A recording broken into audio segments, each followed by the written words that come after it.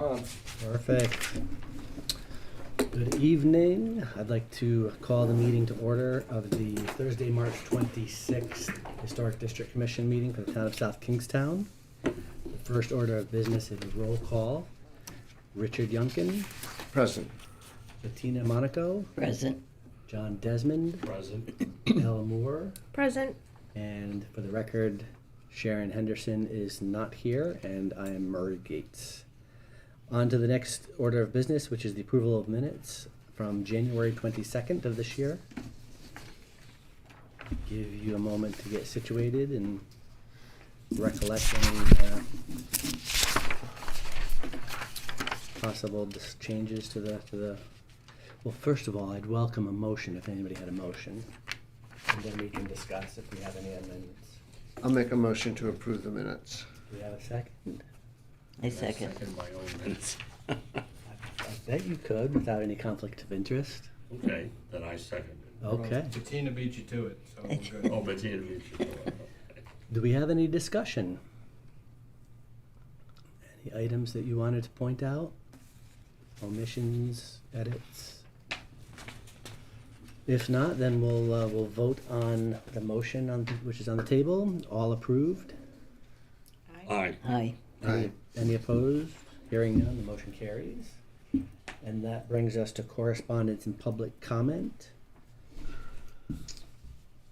There's nobody here to provide public comment. Do we have any correspondence, Brian? Nope. I mean, other than the item that's on the table for discussion at the end of the meeting Okay. with the signage. Moving on to old business, the first of which is the discussion of potential protection for stone walls. John, if you're still creating a action items list, the first on that action item list is me. So I hold the action to this, and as is customary with the last 3 months, I have not progressed. If anybody wants to chastise me, I will receive it willingly. Or if anybody has any recommendations for how to move it forward more quickly. As a reminder, the action here is to take essentially the documentation that we've produced thus far on recommendations to the planning department and put it into a more digestible set of recommendations for the planning department to consider. And I am negligent in putting that together. All right, if there's no thoughts, suggestions on that topic, we'll move to the next one. Do you want me to continue that to the next meeting? Please, if you would, Brian, thank you.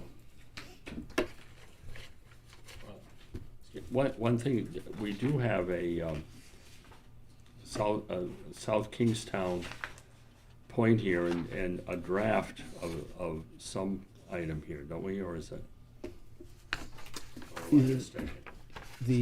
So we've discussed before some of and open for discussion still, if you're talking about the stone walls. Yeah, Stonewall Ordinance Draft Proposal, South Kingstown, it was part of the package that we got.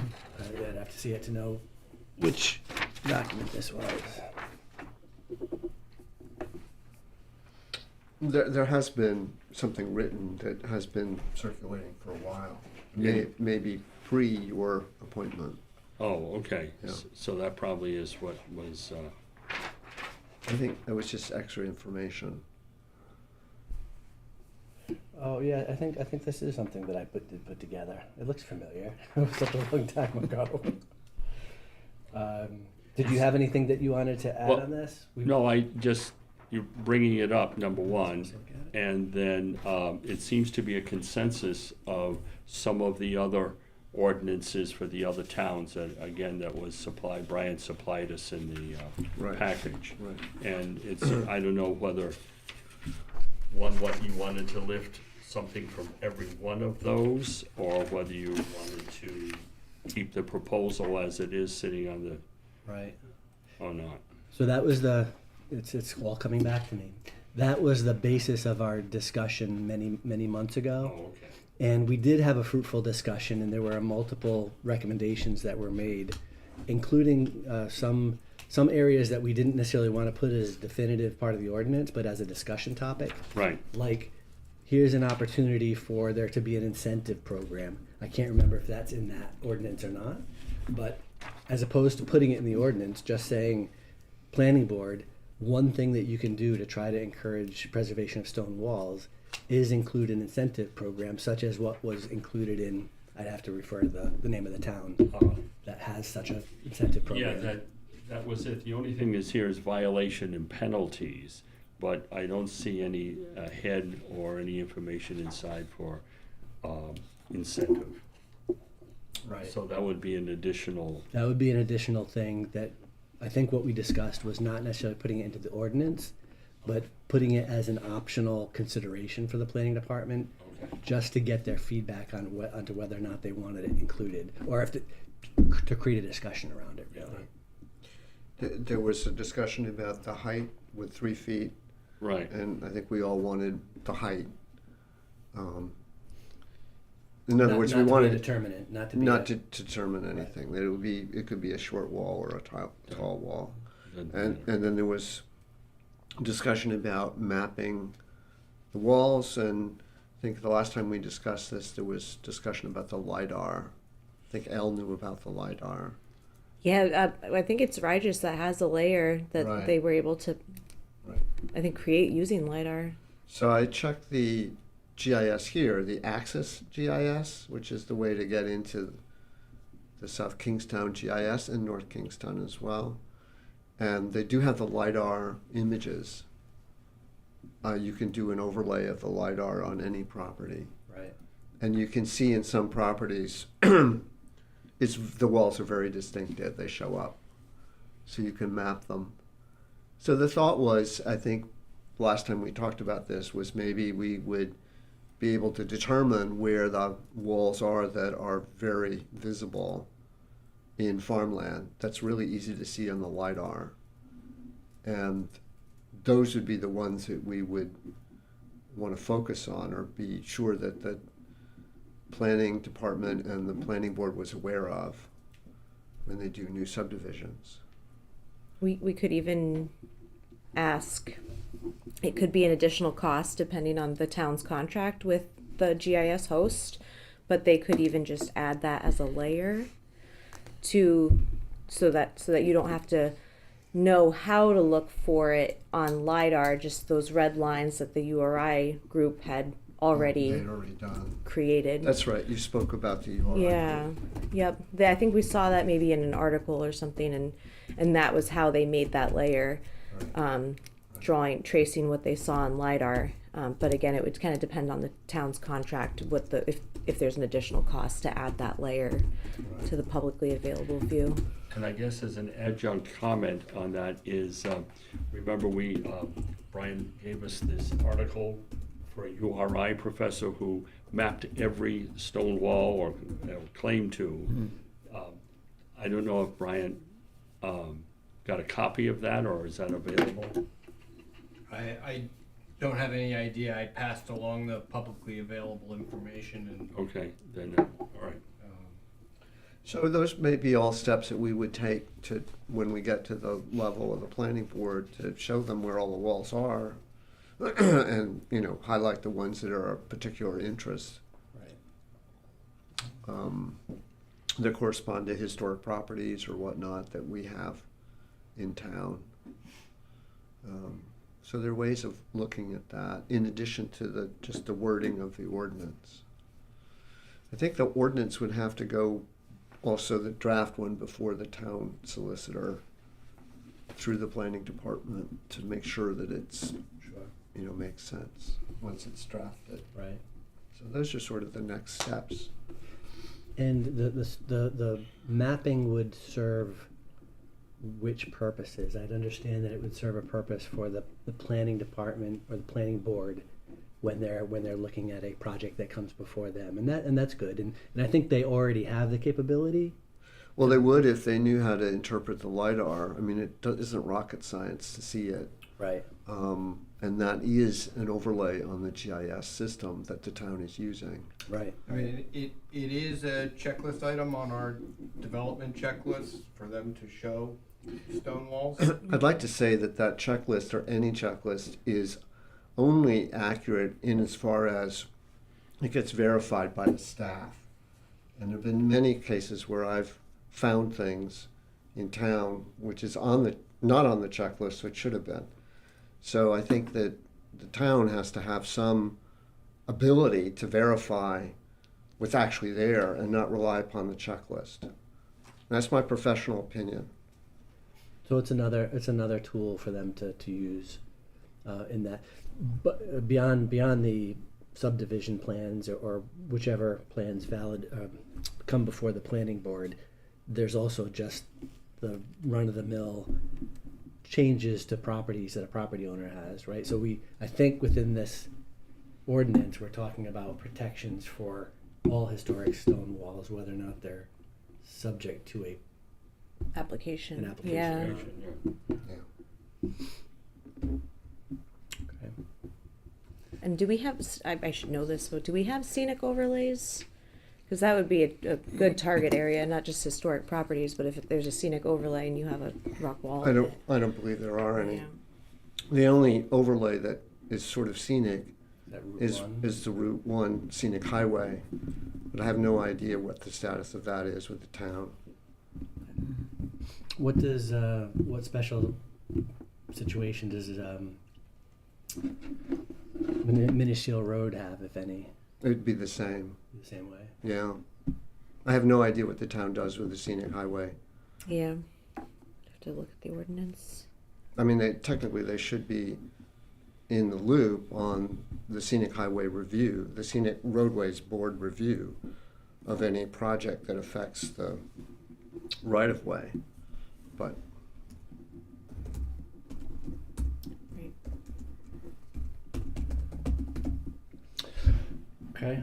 Thank you for making it more of a discussion. It was a good refresher. Oh, The roadblock is still me, but I would gladly take suggestions for overcoming the roadblock. Otherwise, I'll just commit to continually trying to do it by next month. My apologies to the board for delaying. Could even be, something basic that then gets, just to get something going and then revisit Sure. it if we refine, it needs to be beefed up for whatever reasons, for Right. practical reasons. There's really not. John had what he handed out. There's really not that much that needs to be done Yeah. to cover the delta of what we've talked about.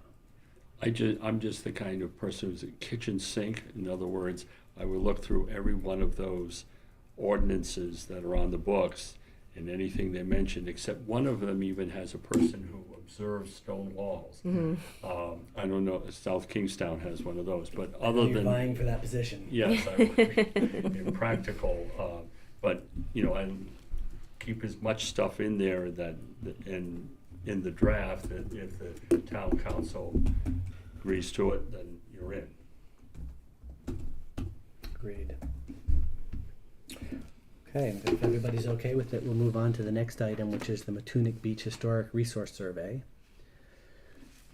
And I think this is an opportunity to, to see if there's any follow-ups to the survey that was created, or to the work that was created as a result of the grant-funded project.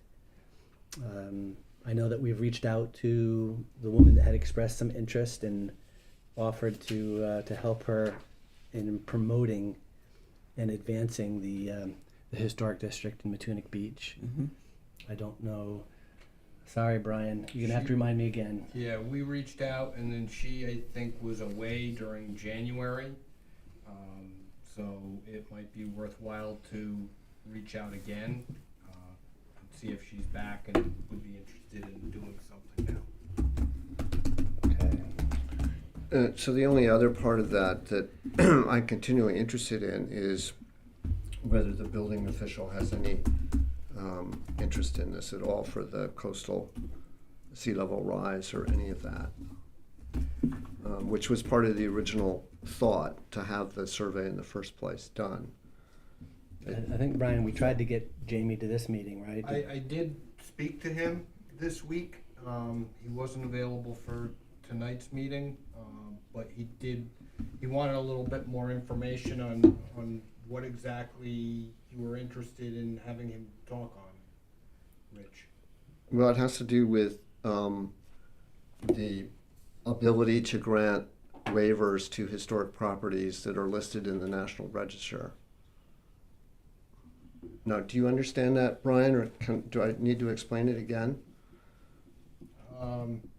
I mean, I generally understand it, and he did mention that he did ask if it had to do with granting exceptions, so I assume that's what he was referencing.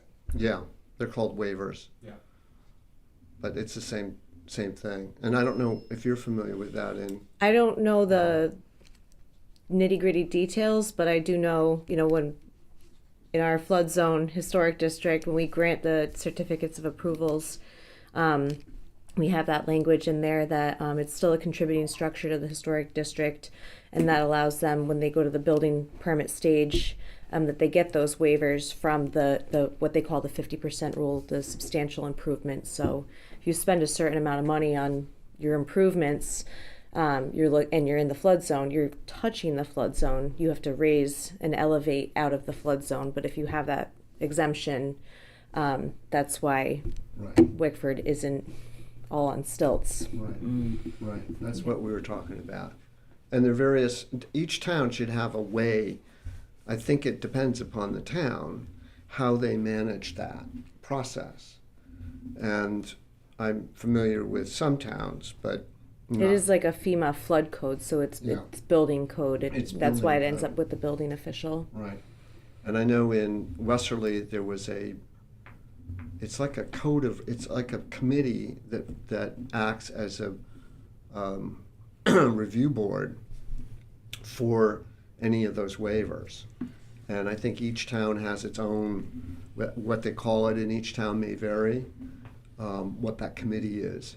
But just to talk to Jamie about, if he's got one of those committees, if he understands what that process is, and we're assuming he does, and he could tell us what it is, so that when we have somebody coming to us wanting that information, we can give them a little bit, and then they'll have to go and talk to Jamie some more. But it's a little bit of a process to get that waiver. You just, in the towns I've worked in, you can't just ask for it. You have to have your project reviewed by the building official, and he has to understand what you're asking a waiver for, whether it's the elevation or whether it's something else.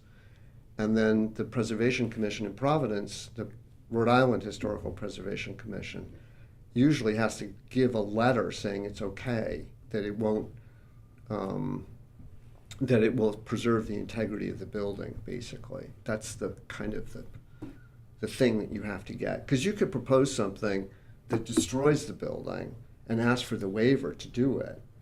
And then you're sort of defeating the whole purpose of the waiver itself. And in these other towns, the building official hasn't had the expertise to actually know that. He needs to get the letter from the Preservation Commission telling him, what's right and what's wrong about the project. So it's a process, and it takes some time and some familiarity. I don't know if it's ever been used in South Kingstown. I don't know, we'd have to ask Jamie Gorman, whether he's ever issued a waiver. When you think about it, what property do we know of that's ever gotten a waiver? Right. Could have been those buildings down at Brownings Beach. If they're on the register, yeah, then Well, we put them on the register so that could happen, but that's before Jamie's time. Right. Brian, do you need something in writing for Jamie, or would that be enough?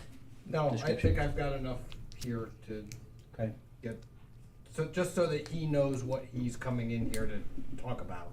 Yeah, So, which is a good idea, because then he'll come prepared and Yeah. he'll feel good and you whatnot. could talk to other coastal historic districts, Narragansett. I'm sure they have to go through it too. Yeah, I know they've done it. Yeah. They've done it with several properties. The Dunes Club is one of them. Oh, yep. So, yeah.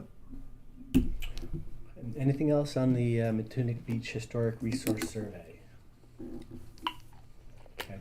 I can send a note to the woman in question and see if she's still interested in pursuing that. And this next item may kind of tie into Matunic Beach a little, or it may not, and it has to do with the 2026 CLG grant application. I think this is our last opportunity tonight to make a definitive call on what we're doing with the grant application. My remembrance from our last meeting was that we were, we were looking to just do similarly with what we were doing before. So I included the information from the application in the agenda? Yeah, Yep. Okay. yeah, you did, thank you. Pictures and all, thank you. So it's basically all uploaded to the state grant system at this point, but for the letter that Murray has to sign off on that I just gave to him from the town manager, but I do think we officially needed a vote on submitting of this for the record. So I'll make a motion that we approve the grant application for it to be forwarded to the Rhode Island Historical Preservation and Heritage Commission. Do we have a second? I'll second. Any discussion? Yeah, this is a very exciting project, and I'm glad that this is a project that they've been talking about for a while, and I think it came up last year, didn't it, Brian? 2 years ago. 2 years ago. And since then, they have received the painting of Violet Sands Hazard, which is in the application. And there's another portrait of Oliver Hazard Perry Gardner, another African American, that they have now in their possession. And it's kind of exciting that we have some connections now with people, actual people, and the area in which they lived, which is really a very cool area, Matunic Hills, Yeah. if you're familiar with it. So this is a start on, I think, a project that will go on. I mean, there'll be a CLG component of it, but I think it will have a life beyond the CLG grant into the future. And there's some very fine people working on the project, Joanne Malish being one of them, and Erica Luke. So I think it has the staff capabilities. I think we're going to find out a lot of interesting stuff from this survey. Agreed. I think it opens up some depth to our community that we don't have at the moment. It's a very different side of the history books written for South Kingstown. Any other discussion before we vote? Okay, all in favor of the motion on the table, please signal Aye. by saying aye. Aye. Hearing none opposed, the motion carries. Great, fingers crossed. Heading into new business, the proposed letter to the town council regarding the Oliver Watson Homestead Housing Project. So this is something that we discussed in the past, and I drafted a letter for you to take a look at, which I think everybody here had some really good ideas on what could be done to preserve this house. And to encourage its preservation through taking certain steps, some of which included having it registered on. And yeah, so I'll say what the steps are, and then the caveats behind, the feasibility of doing it. Having the house registered on the historic register, potentially making some of the updates that would be required by the state organization to have it listed. There's a number of things in the property that the State Historic Preservation Office think needs to be done before it's eligible, such as the windows and the siding. Who does that, whether it's the town or a restriction on whoever purchases it that does it, would be up to the town to do. I know it's going to be hard, very difficult and not very palatable for the town to invest in that property. Having said that, they're making other investments to town-owned properties in advance of selling them as well. So the historic preservationist in me says it should not be out of the realm of possibilities, and these types of investments should have dollar for dollar return to a developer, because a developer is going to have to do them anyway. That being said, I think my case is probably going to fall on deaf ears. But anyway, Do you think that it would be easier for the council to just require the developer to make those improvements rather than, that probably is the other way that's probably around? the best way to do it. Yeah. you know, so that then they wouldn't have to think even about how much it was going to cost them. And the developer, if they get it for $1 or whatever the minimal amount was, I wouldn't think it would be that much. I mean, property is inherently worth a lot more than just giving it away. Right. I mean, just the land is worth a lot more. And I think because Terry, as an advocate of the seniors in our community, is going to remind us that the deed is going to require, the argument is that the deed is going to require us to get as much out of it as possible, dollars out of it as possible Right. Yes. for our senior community. Just to be clear on that, the opinion from the solicitor's office is that the town has met its obligation under the bequest with respect to senior services by building the senior service center, and that it no longer has an obligation with respect to this property. So, in theory, they could sell the lot with the homestead house on it for $1 with conditions that it be preserved and restored and listed on the National Register. And you know, I'm sure there's somebody out there that would be interested in acquiring the property for the right price, given the value of land in South Kingstown Yeah. today. I mean, that's quite a carrot. Yeah. You know, it's not that difficult to do those things. They're not Sure. incomprehensible things. And they're certainly, to do them is going to be a lot less than if you had to buy the property on the fair market. You know, if it was, Right. it's going to be like, I don't know, quarter of the cost or less. So, In the council meetings I've been at, I've not yet heard any discussions about having to maximize value out of the sale of this lot, or, you know, return on investment or anything like that. And the consistent proposal from the beginning, from the design contractor, has been to carve that lot off and try and find somebody who is willing to preserve the house. So I think that's still the direction we're headed in, but I don't know. It's good to know that that's the latest opinion within the town council and the solicitor, because that early on there was discussion about maximizing the dollar value of the sale. So I'm glad that that's been settled. Yeah. I'll also say that the council does seem to have an interest in honoring the bequest, even if it doesn't have to, in the sense that the discussion has been about any housing development on the property that's carved off might be age restricted. So there are people in town that still feel at least a sense of moral obligation, if not legal obligation. right, so that could be, could you, just a suggestion, that these words be added to the letter just so that the town is not required to make those upgrades, but the new owner would be. And that you would seek the rest of the property to, because it's going to be subdivided, be age-restricted, affordable housing.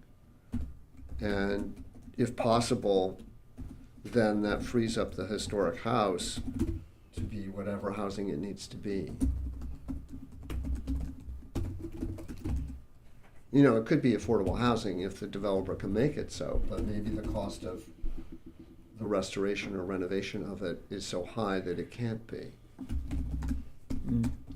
right? Well, no, the plan would be for the town to subdivide the lot and then sponsor the housing development on the vacant land and sell, deed the homestead lot to somebody who is interested in restoring the house. Yeah, so then it does that, then they've satisfied the affordable housing component with the land that's been set aside, and the house can be a single-family house if it needs to be for somebody who wants to Yes. restore it. Yes, absolutely, that's Yeah. the idea. What a deal. I mean, that's really very sweet. I think they could find an owner who would be willing to do that, for what they're thinking about in terms of the sale price, the quote-unquote sale price, which is negligible. Right. Right?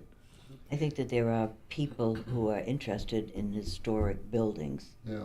We have a cousin who wouldn't live in anything under 1700, and she maintained every house she had. Wow. She She read liked the it, early yeah. ones. Oh, she loved. So, and, So there are people that people will are looking for purchase that. Sure. an historic home, and That's a and nice return it. incentive to do it. but you wonder then, what about what are they going to do with the surround? Well, they would have to be satisfied that the architecture and whatnot for what's going around it is Appropriate. appropriate. Yeah. So there's a little bit of a give and take Yeah. there. Yeah, and that was why I thought keeping them together. I understand the value of separating them because you're going to attract developers that don't want anything to do with historic preservation, but at the same time, making sure that the new development is consistent with the Watson House, I think is important. Well, if it has it would enough, be it would be a good plus. if it has enough land with it, which I think there is an acre or so. It's 2.7. I mean, that's a good chunk. Yeah, the entire lot is just under 3 acres. So they were going to take a chunk of land for the house out of that. It's like either half an acre or an acre. Right. It has to be enough so the house can stand by itself. Otherwise, it won't be listed in the register. That's a problem. You can't just, you can't destroy the setting of the house Right, and right, still right. be qualified. I mean, I think the council would have to know that through somebody advising them that you can't, I used another word, but it's not appropriate, but you can't do that to a historic house and have its setting be lost dramatically. Because somebody's putting up a raised ranch. Yeah, think about Bonnie Crest. That's what happened to Bonnie Crest. And it was on the register, but they took it off the register Right. because the developer ruined the setting.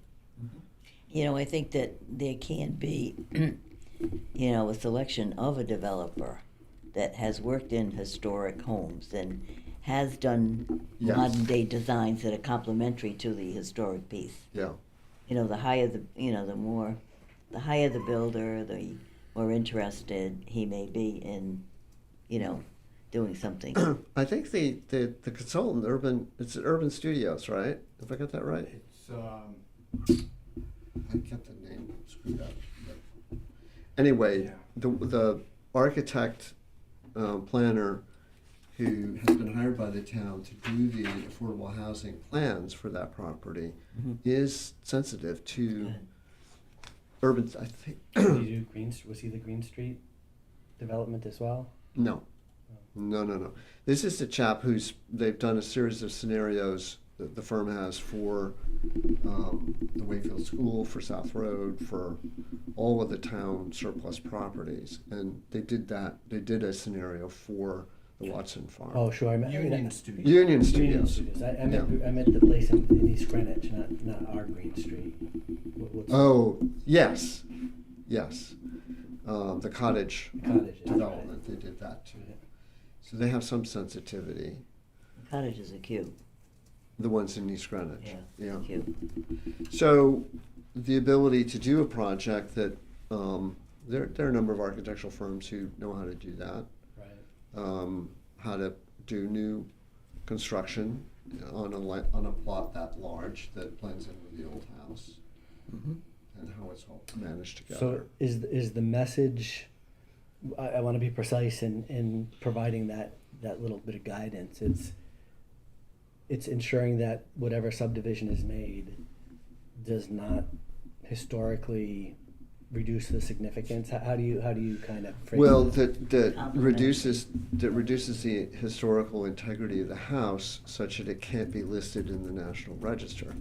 Because what we're trying to give up to the, I don't want to go beyond, but give to the new owner is the ability, if it's possible, to do it as an income producing property for affordable housing with tax credits. And if it's not on the register, you can't get the tax credits. So, So the three adjustments to the letter that I took down was that it could be age-restricted housing, that the developer would be, an optional approach would be the developer could be required to take these steps that we've identified previously as being a town responsibility, and that the new development must be consistent with the historic house and not reduce the historic significance of the house. yeah. Anything else that you guys recommend should be added to the letter?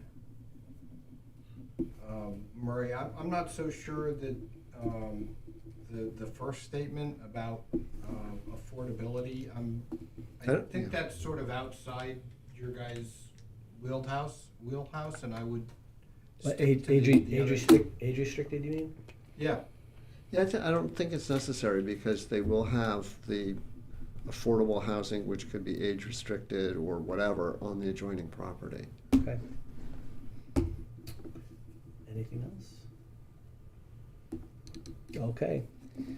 So hopefully they're not gonna move on this project too quickly, but, And we've given you authorization to go ahead and send it?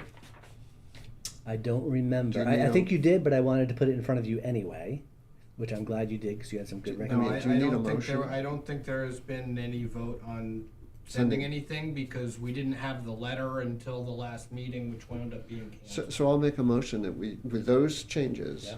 we go ahead and approve the letter to be sent, and you to sign it and to send it. Sounds good. Do we have a second? A second. Any discussion? Okay, all in favor? Aye. Aye. Hearing none opposed, the motion carries. And moving on to the next topic, public workshop on the National Register listing. So, we've talked about this, and Sharon, in honor of her suggestions in the past, is really having an educational component to what we do. We've acknowledged this for a long time. And one of the things that continues to come up, because we think it would be a very popular event, but I just felt like I was Donald Trump doing this. God, my goodness, I'm watching far too much TV. Iran. Is having something in regards to National Register listing, because we think there are plenty of people that have thought about it but never taken a step, and there's a deficit of knowledge about it. So that's one idea. Open to other ideas on what you think the people want to hear about and get educated on. Well, the whole notion of researching your historic house, and I know that the library, Jessica Wilson, was doing this whole program there, and she retired in Peacedale. So whether or not she could do a show and tell about it, or with the new person if they're continuing to offer that service, but you could sort of segue from that Yeah. into the National Register listing, I like it. and people then would have. It's a challenge. I think that people can do these National Register listings for individual houses that they own by themselves. It's been done before, and not have to hire a consultant to do it. But there are options. You can hire consultants, obviously, to do it. In Rich's point of view, you're looking at one who didn't know which way to go with it until when I put this depot on this, Yeah. on the registry. Yeah, in And- Connecticut. Yeah, And and- Connecticut's not that is not an easy. I've done register listings in Connecticut. Yeah. Usually the person you're working with acts as an editor. Yeah. And will say, well, this is good, you gotta go back and find that, you gotta go back. So in other words, the editor tutors you in how to put the whole thing together. Right. Once you put it together and they accept it, then it's shipped on to the Department of the Interior, Right. and they basically rubber stamp. Right. I don't want. So they've gotten progressively more difficult to do. When did you do that? It was in New York, not Connecticut. Oh, it was in New York. And it was 1920. No, 2000. 2020. Yeah, 2019, 2020. Okay.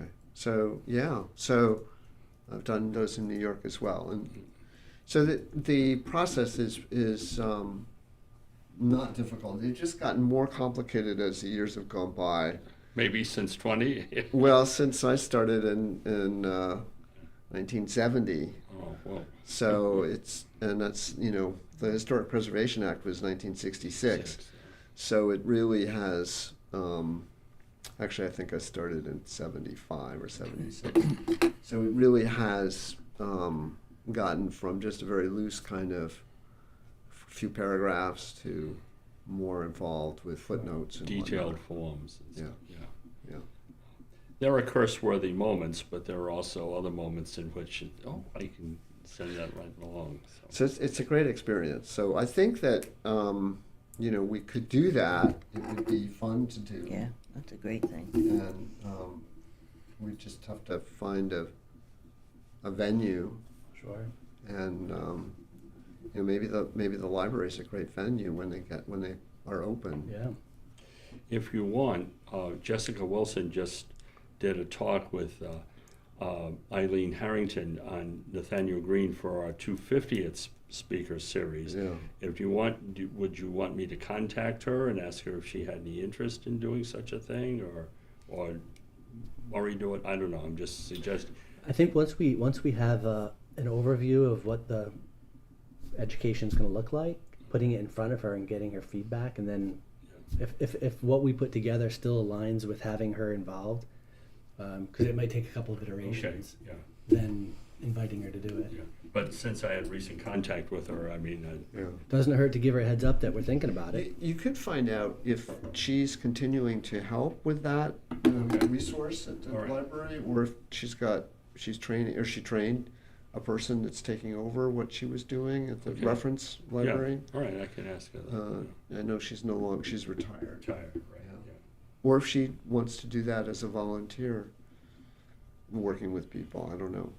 Or as a consultant, who knows? Yeah. My thought for your consideration would be that we do put together a single page, is it a synopsis, John? Is that what educators call it? A course a Cost description. course description of sorts. Yeah, you put cross description, what a syllabus, and basically what you would have Oh, that's a great idea. to what you wanted to do. Do you want to do it in an hour? Do you want to do it in 2 hours? Do you want to invite cookies and coffee? I mean, various ways to entice an audience, but also various ways that they can see clearly what you plan to do or Right. not. Right. And then whomever would be featured, whether it be Jessica or would be somebody else, or a group of people even, take people. And of course, if you really want to do that, and you're explaining this particular form, you wouldn't be a bad idea to put all that onto a thumb drive or something on a computer so that you flash each individual page of such a form as it applies to Rhode Island, which might be different from Connecticut or my experience in New York, and Right. show this. If you're in RI, this is what you would be doing, Right. and step through that. Maybe even get a person who would be willing to come down from Providence to explain, Yes, to yes. just give a pep talk. We're easy to work with, blah blah blah. If Right. that's in fact the case. Yeah, you sort of want to reach out to them in the first place to make sure they're okay with us doing Yeah, it. yeah. What's this group? Yeah. But those would be the things that you'd be involved in doing. Sure. So I won't say anything. Well, you want me to do a heads up just to say, Jessica, we're planning such a thing. Would you be interested in being involved in it Yeah. as a volunteer or Yeah. I consultant? say, Yeah. yeah, sure. All right. I don't think Jessica's ever done a National Register nomination, but she knows where to The get the info, information. yeah, to do that. Locally to do it. Yeah. Does anybody want to take on writing a proposed outline of what the course would look like? Do I do that? Sure. Great, great. Lovely. And you're And I managing can, I the can action convince item with list. you on it. All right, so we can go back and forth, texting or emailing. Yeah. You can put that on the action item list assigned to you. Make up syllabus. Yeah, thank you. Okay, anything else on education and the topic of delivering some educational information to the citizens? If not, we'll move on to the next topic, which is the staff update. Change to the May meeting date. Yes, so our May meeting date is scheduled for May 28th, which is the fourth Thursday. Unfortunately, because Monday the 25th is Memorial Day, that means council gets pushed to Tuesday the 26th, which means planning board got pushed to Thursday the 28th. So, since we're meeting in here, I don't have the restrictions on when we meet. You could meet on Wednesday the 27th, and that would be fine if you just want to move it ahead one day.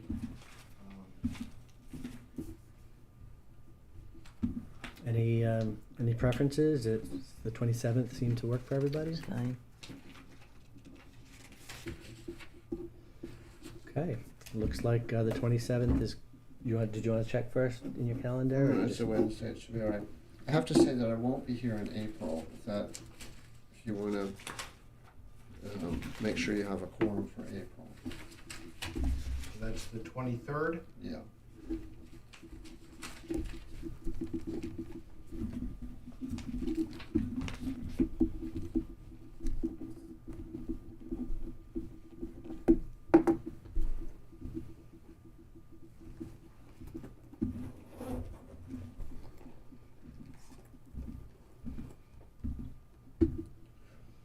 Okay, sounds like we've got a solid plan for May. Do we have to vote on that, or? No, No. no. The next item we've got is the Liberty Lane Historic Cemetery. So, a number of you probably remember we had the excavation next to the cemetery out there, that went through you guys and also went through the town council. The property owner submitted, photographs.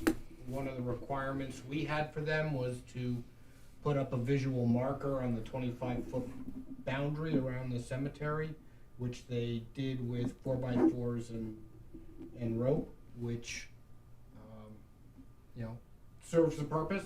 I mean, even without the rope, the 4x4s are gonna, mark out that 25-foot boundary, so I think they, met their, obligation under that. So I was just forwarding that along to you as an FYI. Okay, thank you. Moves us on to the Old Tower Hill Road Neighborhood Plan.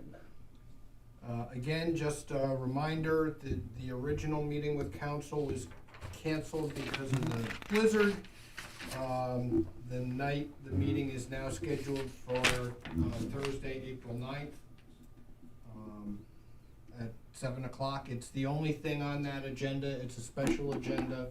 The consultants are flying in from Florida to run through the plan and run through the draft ordinance provisions for the Old Tower Hill Road areas. Sort of outside the historic wheelhouse, but for anybody that's interested in this, I wanted to make sure you were aware. Okay, thank you. Training opportunities. Was there an attachment with that? Yes, Yeah. you had two. So, again, just passing along. I'm signed up for the 31st.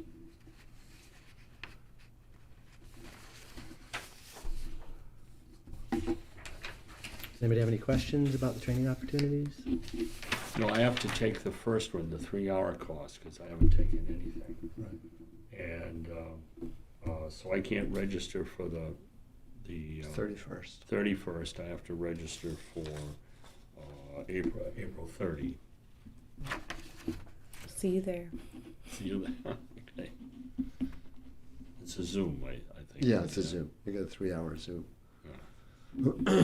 We have to supply our own coffee and cookies. Oh.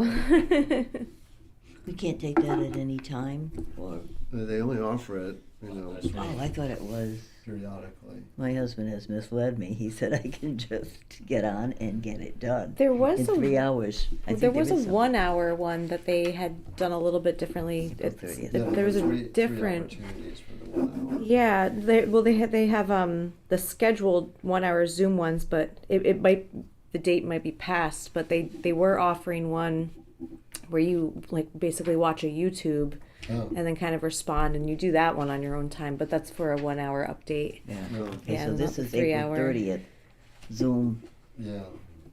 okay, as long as, Yeah, I think you have to do that one because you're new on the commission as well. yep.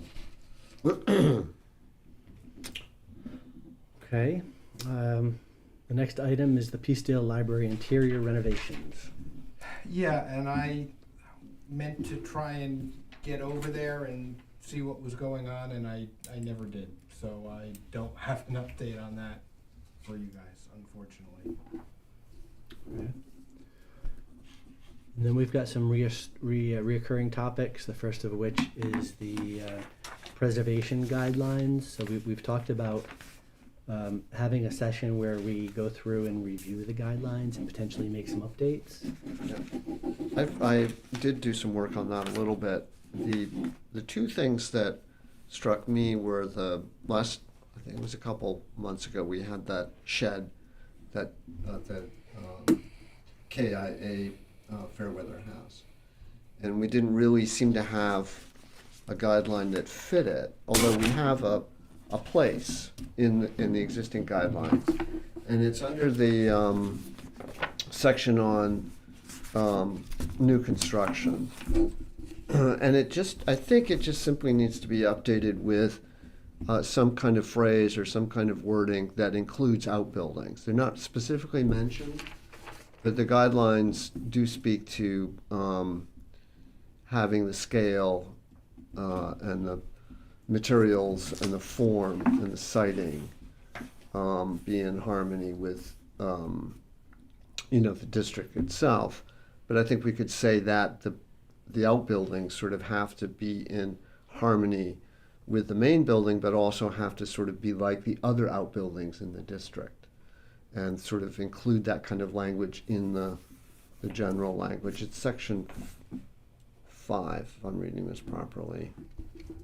It's 59 through 64 or so. We just find out how we can put that in there to deal with outbuildings specifically. And the other thing that's popped up, which I think Brian actually gave us heads up on a while ago, was windows and lead abatement. And I think this is going to be the new thing that we'll have to deal with. There's a state law that talks now about lead on windows. And the guidance we're getting from the Preservation Commission and elsewhere, including Newport's Historic District Commission and the Newport Restoration Foundation's been working with them, about how you deal with historic windows and not basically throw them out because they have lead paint on them. So there's a series of things to evaluate, which is like what we have for our window section, but we just don't mention lead, and we don't really give any guidance on how one should deal with lead. And if you have a rental property, it's much more striking for rental properties. But you actually have to get a certificate. You have to have a professional person come and review the windows. And Elle might know more about this than I do. But it's, Real estate agent probably. or you might Yeah. know more. You have to do it if you rent for 6 months. It has to be done then, and if you then rent to another person, it has to be redone. Yeah, and it's a scary thing for, and our Kingston district has a whole lot of rental units in it, in fact, all rental almost. So I think we need to definitely get ahead of the curve on this, or the head of the ball, or whatever you want to say. And the fact of the matter is that if you have these historic windows and they have lead paint, you have to get a certificate about that. And I did learn that there are inspectors who are trained. Some are trained examine. with historic in mind and some aren't. So you have to watch who you get. But the law is in Rhode Island, we have to be lead safe, Safe. not lead free. Yes, that There's a is big key. difference. But So it's wet sanding, Yeah, and they can easily do it. yeah, and they can encapsulate. And they test it, and they put these machines on the windows. Yeah. But it's the look of the window. If there's peeling, then it has to be wet sanded and so forth. You have to use the gear. So I think our ability to mention this in the guidelines, that safe is really a key word instead of, what And removal. it's not as scary. Yeah, it's not scary. And how do you make it safe? And then what do you look for in terms of making it safe? And the jams are really important because that's how the sash goes up and down in the jams. And if there's lead paint in the jams and on the sash, it rubs and you get a problem. So there are all kinds of nuances about the sash and whether the upper sash is operable or not operable. And to make it safe, quote unquote, and there are these ways you can work with that situation and still retain the historic sash. And it's not that difficult. It's not that difficult. It's not that difficult. They'll go through, I have a particular client who does a lot of rentals, and it's a unique old house, and she has them in every time. Yeah. Every time. And, you learn who your inspectors are, Absolutely. and they are licensed. Yeah. So when they write the certificate, you're all set. That's what I learned from this Newport restoration. Yep. And the guidance coming down from the State Historical Preservation Commission. So here's the challenge is that how we put this, maybe it's a separate place that we go to, that we send somebody to on the website, but it's given some sort of reference in our guidelines. So we are ahead of the game when somebody comes in and wants to replace the windows because they got lead, and that's all they're thinking is they have to remove everything because it's lead. And we don't have anything to say, Now I think actually from our conversation today, we have something to say. Yeah. It's But not as difficult. But it'd be great to get it into the guidelines Yep. itself somehow. So those are the two things I found. There may be other things that you all will find if you go through them. And you had once recommended a session that we hold outside of this meeting to work through this, both as Yeah. an education event for Yeah. all of us. If you want to do that, that would be great. If you want to go through them separately and just mark them up or give me an idea of which ones you're having difficulties with, aside from the two I just described, and then we could have our session based upon those and maybe save some time rather than going through the whole thing. And then if there's anything else about these that is not working for you, in general, we should know about that too, so that we can make them the best guidelines we can have, right? And very user-friendly. Yeah, and You could break them up by section and do one section, a meeting for, a period of time. yeah, right, we could do it that way too. And Like just that. I like take that take idea. some time out for the meeting, like a half an hour or something. Would it be worth it to have a lead inspector come in? For that, I think what would be great would be to have Rob Cagnetta come in and talk to us. He is cited in here. Okay. He's on the zoning board in town. And he has this Good idea. firm called Heritage Restoration that specializes in windows, historic windows. And he actually does training sessions. And they would also talk about the glazing of the windows. Yes, Which is, yes. And how important that is. That's one of the reasons why in and Kingston, how to preserve the window by glazing. we're really keen on keeping the historic windows if at all possible because of the glazing. I mean, you just can't get that character anymore. Mm-mm. And it's so incredibly important. You walk into those houses in Kingston, or you get up close to them and look at the windows, and it's just amazing. Yeah, they are. They really are.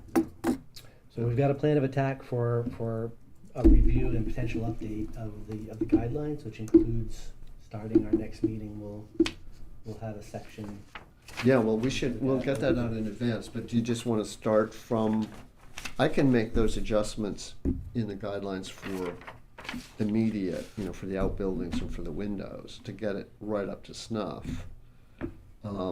But you could start with, one of the first, you could go section by section, starting with the first section. Since you are one of the co-authors of it, could you make recommendations for how we go through it? Yeah, I could do that. Yeah. Why don't I do that, and then we'll get back to you on it. Some sections are longer than others. Awesome.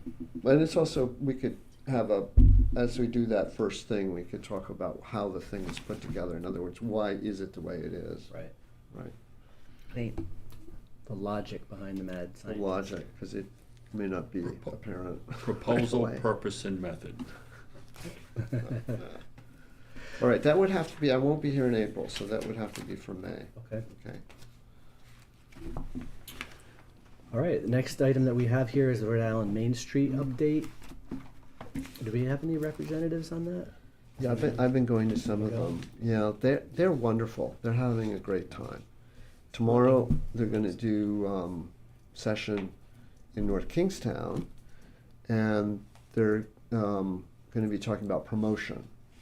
So they've had, this will be the third session. They've had a session on design, which I went to, which is historic preservation 101 sort of, and then they had a section on economic development, economic vitality.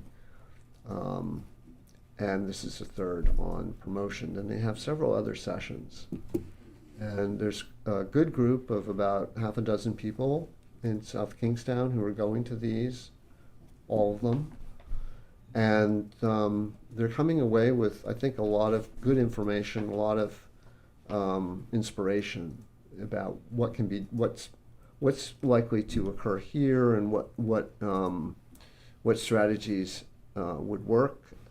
They're all very happy that Main Street in Wakefield is the way it is, and that the Wakefield, is it Merchants Association? Village Association has done so much, and the property owners have done so. The facade program has been so much, and so they like to compare Wakefield with the other main streets that they hear about. And I hope they get to see Wickford, though. I hope they are absorbed by what's happening on Brown Street. It's gonna look better next year. Still, I love Wickford. So they're definitely East Greenwich. There are a lot of, good examples of successful main streets and they're getting sort of to know those other Main Street people. And that was part of the whole strategy, to get these cohorts to meet. Bristol and Warren, are they represented there? I think so, yeah. Warren and Bristol and East Providence and Providence. That's great. Is Westerly in it? I'm not sure about Westerly. Westerly should They've be. been doing a lot of resiliency with their Main Street, which is cool. Yeah. So, every Main Street's a little different in terms of approach. Although those are nuances. The Main Street 4-point approach system is going to be used by everybody. So it's good. And in terms of organizations, is the Village Main Street, what did we say it was called? Village Association. Village Association. Are there other examples of that are either outperforming, overperforming, something that we can point to as, wow, these guys have really done it well? Well, I think what happens in many of these communities is that you have something like the Village Association beginning. They're sort of like the first ones in, and then they sort of morph maybe into a Main Street program that does more. Sometimes they stay, the name stays the same, or they morph their name a little bit. But they don't have to be called a Main Street whatever. Right. But they can assume more under a nonprofit mantle. They can do more development with a nonprofit development corporation. They can do other, lobbying for ordinances and different programs that might be beneficial to everybody on the street. They can become, that's part of the advocacy that they'll begin to learn about. And organization. Those are 2 more sessions that they'll have to get involved in. But the organizational aspect does become very, very important, how that connects with their ability to do work. Sure. And I think everybody's in the feeling that a nonprofit type of organization works sometimes the best way, because it doesn't get political. It doesn't get all this sort of weird stuff going on politically to hamper it. Right. And many times the property owners work better with a nonprofit. The one thing about that association is it's not inclusive of other villages, and I don't know if the spotlight is on Wakefield or if there's some consideration to Peacedale. Oh, there's always talk about Peacedale, and Josh Daly is on the committee on the cohort, so he's a good advocate for Peacedale. I think everybody's thinking in these other communities as well that there may be more than one quote unquote Main Street. There might be. If the town like South Kingstown has villages, there's bound to be something happening in every village that's sort of equivalent. There's an understanding that Main Street is the lead commercial district in the town, but there could be similar things happening elsewhere. Murray, the thing I heard was to start with Main Street, because you already had an organized entity there that could morph into the Main Street organization, and that they could then teach other because there's no limit on how many organizations you have in the town. Other organizations to focus on Peacedale or West Kingston or other areas of town. Well, I like that approach. And we, of course, have had organizations that cared about Peacedale before. They come and they go. But the Peacedale Revitalization Group was pretty active at one point. Yes, it was, and I think that was, you were looking for something that might have a more of a lifetime, into the future. Mm-hmm. It's hard. It's very hard with advocacy groups unless they have a strong organizational makeup, and that's why they're going to get a training session just on that. Oh, good. How to make that happen so it's lasting. Good. Any other discussion on Rhode Island Main Streets? I think Thanks, that Rich, I for think that bringing that back to us. they will have under their preservation design guidance. They're going to have a basic sense of how to do things. That repair is much better than replacement or new, and that's where the Main Street program headed them towards thinking repair. They've done a beautiful job as Yeah. you drive down Main Street. Yeah. With all the, we kind of cite this, and I think they've done a great job. So I think, without the regulatory control of like historic district zoning, this is a different approach. This is like, let's try it with a different approach. Right. And see how well it works. There are a lot of commercial districts like Main Street, our Main Street, that are not on the register, that should be, but, are on the register, but don't have the overlay zoning. I'll repeat that are already listed in the register, like our Main Street, but don't have overlay, historic district zoning. Newport is an example of that. Thames Street is not under the Historic District Commission. Yeah. But they have to survive. They have to move forward with a really good sense of design, the people involved and guiding it. It's just, I think Wakefield is, I love Main Street. I love the width of it. And as you drive down and you see all the renovation and the restoration that individual owners have done, Yeah. And I think some of the restaurants are coming along nicely. Yeah, that's another thing they're going to look at. I think that's what I'm going to go for half of it tomorrow, and hear if they're talking about what is the essence? How do they? I think in my head, well, how do you promote the essence of our Main Street, or what do you promote about it? So it'd be interesting to see what they say. One thing Wakefield does is they have these ladies' nights, I think, spring, summer, Yes. fall. And that's when basically all the women of South Kingstown and Narragansett and wherever else, Charleston, come down and go through Main Street, and they have the various businesses are open. They also have these cheeses and wine Right. from one end to the other, and very few men. I have to pick up my wife at one end. I drop her off at one end with some of her colleagues, and then they just move down to the other end. That's a good example of promotion. Yeah. That's a good example of how they promote. They don't do it in winter, but I think otherwise they do it. No, there's the branding portion of promotion as well, and how do Yeah. you brand yourself? And I guess that's part of branding, but there must be some other We'll secrets. probably hear about that tomorrow Yeah. too. Secret of branding. Yeah, we need a men's Wayfinding, too. clothing Men's store. night. See, there's a men's clothing store in East Greenwich, or probably more than one. There's one in Westerly too. But there's nothing on Main Street. No, there's nothing there. But Main Street, I think the flow, having lived in East G and here, I think the flow of Main Street in Wakefield is way better. Yeah. East Greenwich is constricted because when the food supply trucks come in, they cut off half the road.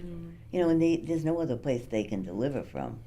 Whereas Wakefield, they do it Oh, Wakefield. inside the businesses. I think Wakefield, it's much Even the wider lumber road. yard. It's really, even the short time that we've been here, we've seen a big change.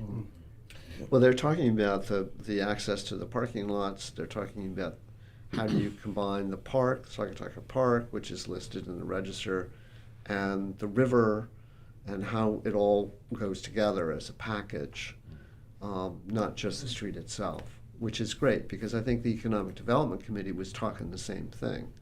And so have a lot of the merchants if you talk to them separately. They say we have all these assets. It's like, how do we tie them together so that people understand that they exist, even that they're there? This is true. And they're all waiting for the hotel to That's going to be That's going to be really that's gonna be interesting really to see what happens. And I love with the it. building next door to that. It's a freestanding building. Yeah, the little one that's to the Yeah, west of I it. like that Yeah, building. Architecturally, it's really interesting. yeah, it's at the bottom of Kenyon Avenue. The one sad thing I think in Wakefield along Main Street that was lost was the bookstore. Yes, The bookstore that was half of the sandwich shop. And There's a few things that, we'd like to kind of say, yeah, listen, this is what you need to do. that should have I remained. agree. Another lost opportunity was the Weibel block where Healy's is, and it's got about 8 stores in it. Yeah. It's not Main Street, but it's part of the same ecosystem. yeah, Mhm. And there was a project to put residential, single bedroom units on top of that. I think 8 or 9 of them. yeah. And that could have been a neat to bring more residential into Main Street. Yeah, I think, well, probably hear this tomorrow, but you've heard it before, is that to activate the upper levels. And there was one, got a few minutes here, there was one lady, the presenter at the first design session, she gave this really funny story. She had been in the business for a long time. She said one of her first jobs, she was a Main Street person, like a coordinator, manager type. And she decided, she had all these second and third stories that she knew were vacant. So she decided she'd do an inventory or a visit to each one. And she said, that was my day of those bathtubs, those little, yeah, they're like kiddie tubs, that are blue. She said, I don't know how many of those I saw. It's like Catching water. like 20 of them. They're like all over, catching water. Right. And she got in her head that the major problem was the roofs. I mean, why are those they were all there to catch water from leaky roofs. And what if the town had, or what if we could get a grant program, where whoever funded it, foundation, town, whatever, to fix those roofs? What a fabulous thing that would be for the owners of the buildings and for the tenants. Because there's nothing worse than having a leaky roof and then a leaky ceiling and then water all over your stuff, right? And she managed, I think, in her career, she took that with her on other projects, and she finally did get a program to do that very same thing. But it's activating those upper floors that becomes so important, because you can convert them to residential. Residential. You know, the brick building, it was a newer building. It was on the market a couple years ago. And there was a dentist's, office in there at one point. That is a gorgeous building. Is this on Main Street? Yes, I love the building. There's 40 parking spots. Oh, wow. And you'll see a rental sign for rent, because the building is beautifully built. The windows, the roof, the brick, everything, it's beautiful. And they have 40 parking spaces. Yeah, wow. And I had tried to convince a client of mine, which I wish he had bought it. And it only sold at $1.2 million, and it's over 10,000 square feet. Wow. It's a beautiful building. Wow. The upstairs, structurally it's great, but somebody's got to get in there and form the apartment or the condo that Right. where you will live, more of a rental thing. Right. And we figured you could do at least 4 on the top level, at least. Spacious. Nice. What town are we in? Wakefield, right on Brick Main building? Street. My favorite building. And there was another one that was done, down a few. And I just went by this and I thought, whoa, the person did a really good job on the building. And I think that's what you see happening. Yeah. And the builder that has he's turned the garage into his office, and he redid the whole house. As you start down Main Street, where the black building is, the house where she's got a store with a lot of interesting things in. It's further down from there. You're going east on Main Street from the Post Road? I'm coming from Westerly. I'm on Main Street, where I'm passing CVS on the right and going down. Okay, all right. On the left. All right. That whole piece, and the apothecary, Yeah. that building was on the market. Yeah, yeah, And I just love that building. yeah. That's still on the market. Well, I talked with the guy that owns it, and, he kind of bought it, and, then the price went way up. And, it's how are you going to use that building? Right. To put a restaurant there, it's, 2 floors. I think it's too small. The parking isn't adequate. But I think much can be done with that. Right. And the other thing, when we, go down the road to the, I love that little building that was the train. Yeah, right. I see a coffee shop there. It's so cute. That's owned by the town. I know, but a little coffee shop in there with everybody coming and going. And it's interesting with the young people, the places where they're going for coffee. I have a couple of very young clients that said, come on, we're going to take you for coffee. And we go to, The Calf Bar, probably. exactly. Yeah. But now down by, down in the back, Medgley's opened Yeah, a coffee shop. Have you seen that? yeah. They did a nice job. They've got this fun furniture in there. So we had diverted to going there because we couldn't get into the Calf Bar. And it's that adorable. interesting? It really is. Oh. And Medgley's does all of the pastries and stuff in there. They own it. Huh.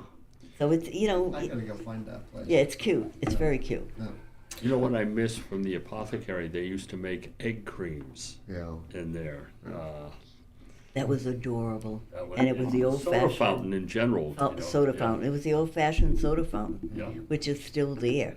And I had suggested that when I was in the candy shop, Sweeters, I said they should buy that building and do candy and ice cream. Yeah, wow. Wouldn't that be a fun? Well, that would be nice. Wow. That would be nice. Good idea. Wouldn't it? Wow, I Yeah. said this is the place. Who owns the panel bot, the it's a replica panel body 1950s truck that's still has got apothecary painted on it. No, they probably the Guy who owns the Shanti. shop. yeah, pocket, yeah. No. Probably. You know, But there's some unique buildings, and there's some that could use a facelift. Well, You know. we just had our facades program. I know. But I think the whole street has really, it's exciting to see it. Yeah. And I think this old Tower Hill Road, if we can ever get this off the ground, it will really put Yeah.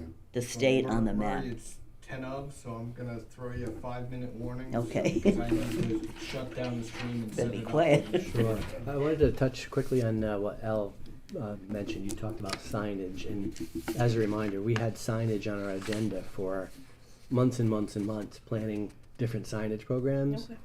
And there was budget in ARPA for signage. I mean, it was like $5,000. It wasn't a tremendous amount. That disappeared and got shuffled someplace else. We had understood that the town council was open towards putting more money into it this budget cycle, but that never happened to my knowledge. Brian, you can tell me if I'm wrong. And we missed the opportunity to advocate for it, I think because they're not taking any more, you said they're not taking any more ideas for how the town can spend its money, right? Yeah, I mean, there's a small window for putting in budget requests at the beginning, and then basically then the rest of the budgeting process is getting rid of everything. so I have to do that for next year. I have Well, to we really have to, make sure. that's right, we have to put a reminder in there and maybe do some work prior to that in putting together a refinement of what we've already done on signage. Yeah. So know thank that- you for bringing that up. And then it is like wayfinding, like helping people That find was one of places to them. park. Yeah. And Yeah, that was That's one of them. that's one of the key things that the Main Street group is talking about. So coordinating with them would be great, and with the EDC had already talked about that too. Right. The wayfinding signs, the placking, all of those things that have been floating around, and Yeah. we're going to be used. The ARPA money was going to be used for. Right. I think we just have to be louder next year when that comes up. Yeah. Is there anything? I finished that Main Street thing. Okay. Coordination with Affordable Housing Committee? Anything on that? No, only that they wanted us to go to the Tower Hill Oh, God, yeah. Road stuff because Oh, I love it. they were thinking about all of that as affordable housing, or a lot of it as affordable housing Right. up there. All the new housing that would be built would be potentially, a good percentage of it could potentially be affordable. Meaning income restricted? Is that what they're talking about when they talk about affordable? Yeah, or just at a price point that's affordable. Right. I don't know if it would be restricted or not, but starting out, I mean, I'd like the idea of restricted because it's gonna get flipped, if it's Yeah, nice. yeah. But you can't. Some When portion of it may wind up having to be restricted because of our inclusionary zoning ordinance. So if Yeah. you do any project, 6 or more units, you have to do 25% Yeah. affordable. Right, But that goes up percentage-wise. yeah, A lot of the developments now, you're gonna see $1 million homes, and then you're gonna see 4 homes, the percentage that has to be within there. But if that home sold at $390, and, we're down 5 years, that is a percentage that goes up from the $390 to whatever. right. It doesn't triple like Like the the- main house had done. If it wasn't restricted, Yeah. it doesn't triple, yeah. I think that's part of it, is otherwise, I mean, if I could invest in it and flip them in a month Oh, or But I'm so. going to tell you something. The good builders are putting these affordable pieces in, and they're blending beautifully. Yeah. They're doing a great job. Yeah. Well, that Better was the builders. intent, so it wouldn't be Oh, stigma, absolutely. there wouldn't be a It stigma doesn't stick about out. it. Okay, the next item we've got is the 250th celebration. John, I know there's lots going on, I imagine, but just anything specific to preservation that we should know about? No No, preservation oriented. no, I wouldn't say so, no. And probably nothing on the Veterans Memorial, that's kind of a Sharon. Project. Sharon didn't attend the last 250th, so as I said 2 months ago, I'll defer to her, as far as explaining things. And then for future agenda items, the one one that we talked about tonight is looking into the guidelines and actually spending some decent time Yeah.